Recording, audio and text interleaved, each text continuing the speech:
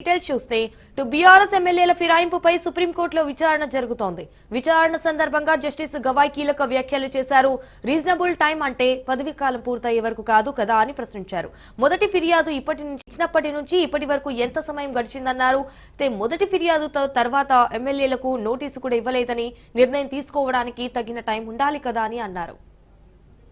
ఇక కౌంటర్ దాఖలకు ప్రతివాదులు మరింత సమయం కోరారు. దీంతో ప్రతివాదులపై సుప్రీంకోర్టు ధర్మాసనం ఆగ్రహం వ్యక్తం చేసింది.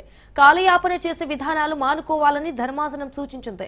దానం నాగేందర్ బీఆర్ఎస్ ఎమ్మెల్యేగా ఉండి లోక్సభ ఎన్నికల్లో పోటీ చేశారని, ఓడిపోయిన తర్వాత కూడా ఎమ్మెల్యేగా దానం కొనసాగిస్తున్నారన్నారని అడ్వకేట్ శేషాద్రి నాయుడు సుందరం అలాగే న్యాయస్థానం దృష్టికి తీసుకెళ్లారు. కనీసం స్పీకర్ నోటీసు కూడా ఇవ్వలేదని, స్పీకర్ తమ ఫిర్యాదుపై కనీసం స్పందించలేదన్నారు.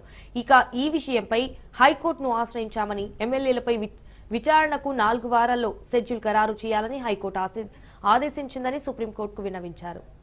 ఇక మరోవైపు చేసిన తెలంగాణ అసెంబ్లీ కార్యదర్శి కౌంటర్ దాఖలు చేశారు. దాఖలైన స్పెషల్ లీవ్ పిటిషన్ ను తిరస్కరించాలని కోరారు. స్పీకర్ ఉద్దేశపూర్వకంగా ఆలస్యం చేశారనడానికి ఆధారం లేవని, స్పీకర్ కు పిటిషన్లు పెట్టుకున్న 30 రోజులకే బీఆర్ఎస్ నేతలు కోర్టును ఆశ్రయించారని కౌంటర్ పిటిషన్ లో చెప్పుకొచ్చారు. ఇక పిటిషనర్లే దురుద్దేశంతో వ్యవహరిస్తున్నారన్నారు. అనర్హత కేసులో స్పీకర్ చట్టాన్ని పాటిస్తున్నారన్నారు. స్పీకర్ పై చేసిన ఆరోపణలు అసంబద్ధమైందన్నారు.